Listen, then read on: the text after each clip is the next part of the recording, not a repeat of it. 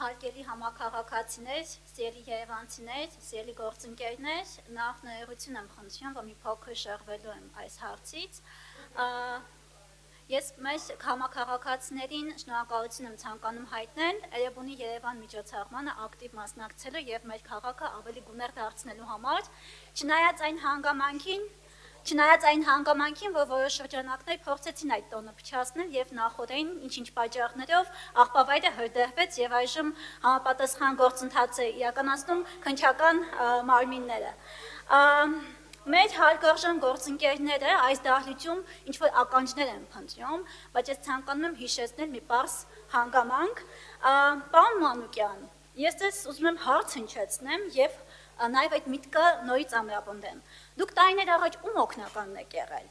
Արմ Մանվել Գրիգորյանը օրեր առաջ դատարանի վճռով առաջին այցյանի 1.2 միլիարդ դրամի գույքի բռնագանձում պետք է կատարի։ Այդ մարդը Էջմիածին քաղաքում է ապրել եւ շուրջ 28 գույքի անօրինական սեփականատեր է եղել։ Դուք ի՞նչն եք եղել։ Ում ականջներն են հիմա դահլիճում։ Պարոն Հակոբյան, ազգային ժողովում դուք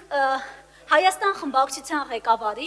պարոն Օհանյանի օգնականն եք։ Պարոն Օհանյանը երկար տարիներ եղել է պաշտպանության նախարար։ Իր օրոք բազմաթիվ կոռուպցիոն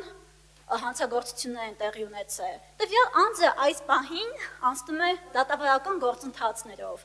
Ձեր կուսակցության եւ ձեր խմբակցության լիդերը, պարոն Քոչարյանը, իր օրոք է, որ Արցախի հանրապետությունը դուրս է եկել բանակցային գործընթացից։ Ժողովուրդ ջան, եկել եք խոսում եք Արցախից, խոսում եք եկեղեցուց, խոսում եք ինչ-որ արժեքներից։ Ժողովուրդ, այդ ամենի չի հեղինակը ձեր քաղաքական ուժն է եղել։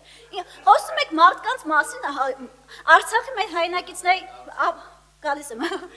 Արցախի հանրապետության մեր հայրենակիցների մասին եք խոսում, բայց այդ մարդկանց ճակատագիրը դուք եք խեղել եւ այդ մարդկանց էմոցիոնալ ֆոնի վրա հիմա դիվիդենդներ եք շահում։ Խոսում եք եկեղեցու մասին, բայց եկեղեցին ինչ եք արել։ Մենք եկեղեցուն ենք դեմ ժողովուրդ։ Մենք դեմ ենք եկեղեցու այն սպասավորներին, ովքեր որ կխախտեն ցանկացած տեսակի իրենց գործառույթը։ Հերիքա մանիպուլյացիաներով զբաղվեք, հերիքա մանիպուլյացիաներով զբաղվեք, այս ժողովուրդը շատ լավ գիտի դուք ով եք, ձեր ականջների հետևում ով ա կանգնած, վերջացեք այդ ամբողջ գործառույթը, ինչ վերաբերում է վաղաշաբաթի ընտրություններին, այսպեսի մի բան ասեմ, վաղաշաբաթի ընտրությունների ելքը որոշելու է վաղաշաբաթ համայնքի բնակիչները, այնտեղի քաղաքացիները, եւ ես կոչ եմ անում եւ խնդրում եմ մեր քաղաքացիներին, որպեսզի նոյեմբերի 16-ին գնալով ընտրատեղամաս ընտրեն 7-րդ համարին պարոն Մեխակյանին, շնորհակալ եմ։